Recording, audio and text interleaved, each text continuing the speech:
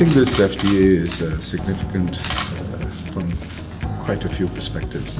First, bilaterally, obviously, this is a new milestone in our relationships with Sri Lanka. And I think it creates a foundation from which we can further build in terms of both the trade and investment flows and seeing how we can cooperate further.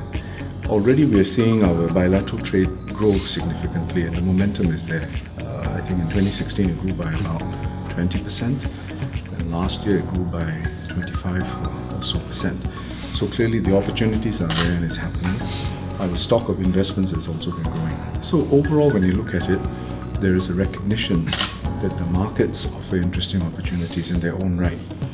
I think beyond that, the significance is also the platform to access regional markets. I think for Sri Lanka, the opportunity to access the ASEAN market is important. And I think their businesses are keen on that, working with Singapore partners and so on. And likewise, I think for our companies, accessing Sri Lanka, but through Sri Lanka, accessing the South Asian market, I think is an area that they're focused on. And I think this is especially significant, excuse me, it's especially significant when you look at the small and medium-sized enterprises. In fact, I think what is noteworthy is that even as our larger enterprises are looking at opportunities in various sectors here, the SMEs are already active and looking keenly at new possibilities, and some of the MOUs here reflect that. So you have to look at the trade agreements as a package, and so that's why I'm giving some examples, like trade in goods, government procurement, investment, in terms of e-commerce. These are areas where we've been able to gain, and of course the Sri Lankans were keen to access our market and also through our market into the region, and we've been looking at how we can help them in that.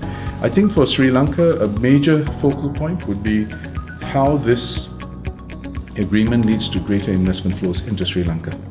And I think that is why we should look at the FTA not as the end point, but as the beginning of the next phase.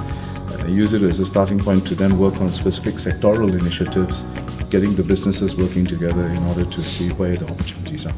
We can get more plugged in to the ASEAN economy, because I think that will be a major advantage for Sri Lankan businesses, especially your SMEs.